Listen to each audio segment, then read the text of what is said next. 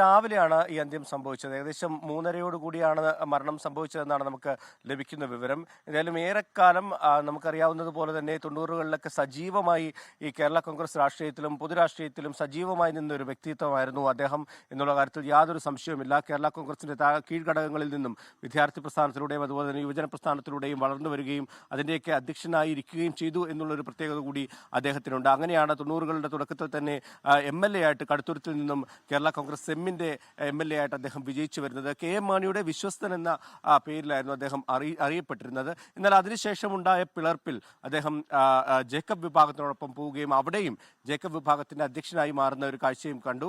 അങ്ങനെ കേരള കോൺഗ്രസ് രാഷ്ട്രീയത്തിലെ ഒരു പ്രധാനപ്പെട്ട വ്യക്തിത്വമാണ് ഇപ്പോൾ കേരള കോൺഗ്രസ് നേതൃത്വത്തെ അല്ലെങ്കിൽ വിട്ടുപോയിരിക്കുന്നത് എന്നുള്ളൊരു കാര്യമാണ് നമുക്ക് അറിയാൻ കഴിയുന്നത്. കഴിഞ്ഞ കുറേ നാളുകളായി ചില ആരോഗ്യ പ്രശ്നങ്ങൾ അദ്ദേഹത്തെ അലട്ടിയിരുന്നു. കരൾ സംബന്ധമായ അസുഖമായിരുന്നു.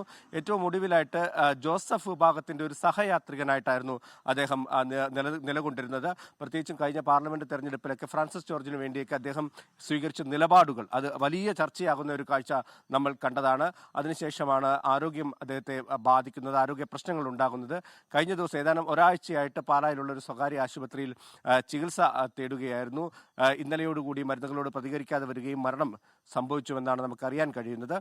വൈകുന്നേരത്തോടുകൂടി അദ്ദേഹത്തിന്റെ മൃതദേഹം വീട്ടിലേക്ക് മാറ്റും. തുടർന്ന് നാളെയാണ് സംസ്കാര ചടങ്ങുകൾ നിശ്ചയിച്ചിട്ടുള്ളത്.